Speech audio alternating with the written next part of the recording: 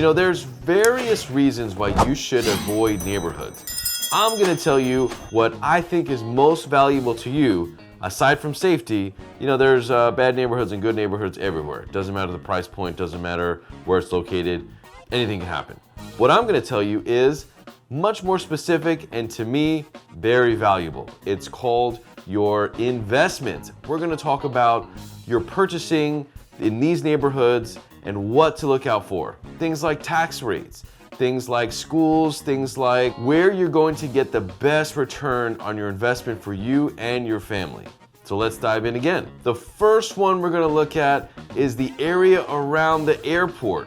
The airport, the city of San Antonio, is actually pretty small, but there are a lot of little neighborhoods around the airport that make it a little problematic. And the reason for the problems is, I think the biggest one is the noise. You have a lot of egress, ingress, airplanes going in and out, you have runways, and actually for a short period of time, the city of San Antonio was giving out incentives for people to move to that area because of all the noise. I personally think it's the sound of freedom. You know, people are coming and going, they're having a great time, and being where they need to be. So noise is gonna be one of the factors that affects the San Antonio airport areas and neighborhoods. Another thing to watch out for in the San Antonio area is the short-term rentals. There's a lot of turnover with short-term rentals, Airbnbs, VRBOs, because it's right next to the airport and you have a lot of military bases, you have huge businesses, and you have students, you have business owners that go downtown. So the airport, there is a lot of movement with families and houses. There is a lot of temporary housing and apartments. Like I said, it's just a lot of movement in that area. So you don't have the established communities and the kind of HOA amenities that you would normally have around different areas. Now, the cool thing about the airport, it is the center of everything. So you have a really good mix of travel time everywhere, which is really nice. But we're talking about the worst neighborhoods. And what defines worst is usually taxes. Taxes is a killer. So we're gonna talk about various areas where taxes are a huge factor. In the area of San Antonio and the suburbs, you have tax rates that fluctuate between 1.7 and almost 3% of property taxes, which is huge. So tax rates in the airport are going to range between 2.2 and 2.3, which isn't terrible, but it is a little more expensive. So the second worst neighborhood to really look out for is around the downtown Pearl area. Now, the Pearl is not exactly downtown, but it's a little north of downtown. It really is something to watch out for because of the higher tax rates. The city of San Antonio said in the immediate downtown area, which includes the Pearl, you're going to have tax values around 2.8%, which is almost 3%, very high. The downsides is there's a lot of things going on downtown, like you have Fiesta. Fiesta is, if you don't know, a huge party for an entire month all around the city. And they celebrate food, drinking, and having a good time with families. So you have a lot of activities that are centered around downtown. There's a lot of road closures, and it gets hard to get around your area. They block off entire main roads for Fiesta.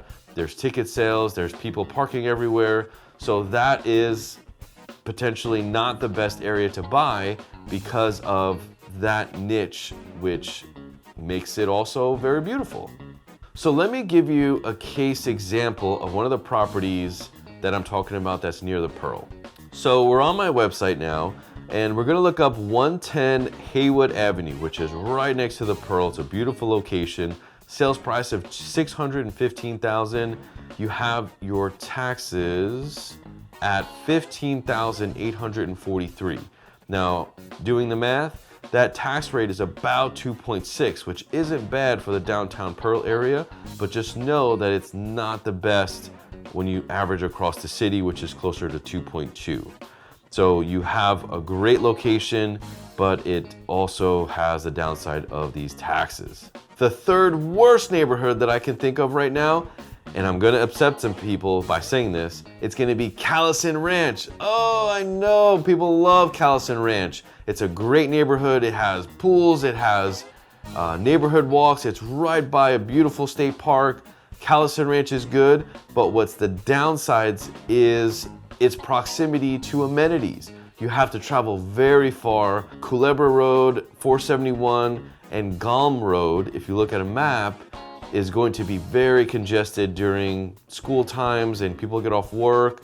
To get to those shopping strips is a nightmare. You have to go basically on 1604 and Culebra, and that shopping strip is also home to a lot of neighborhoods around there. So in my opinion, it's just something that you really have to look out for. And aside from the traffic and the proximity to amenities, it's a beautiful community. I will say that. And the benefit is the tax rates are very, very inexpensive. Let me show you one example. So here, if we look at 8610 Sierra Sky, it is listed for $399,000 and pretty good price for that area. It's a beautiful custom home. And in that area, there's no city tax. So the tax rate for this area is only a 1.9, which is way better than the 2.6 we talked about earlier in the video, but still, that's not my favorite. So the fourth worst neighborhood that I'm gonna tell you about is all the way in New Braunfels, Texas. But New Braunfels is only about 30 to 40 minutes from downtown San Antonio. It pretty much has everything you need. But the downside of this one neighborhood I'm gonna mention is that it doesn't have a river access. It is so close to the river. You can smell the river. You can just dream of the river, but you don't have access to it in this neighborhood. It is Pecan Crossings in New Braunfels. The plus sides to Pecan Crossing is its affordability. You have houses in the high 200s, which is very rare for New Braunfels, and it's very close to 35, which is the main thoroughfare from Austin to San Antonio. You also have lower HOA fees because you're not paying for a lot of amenities. You have a park right in the heart of the subdivision, but it's just your simple playground and an open area. Now the also plus side is the taxes.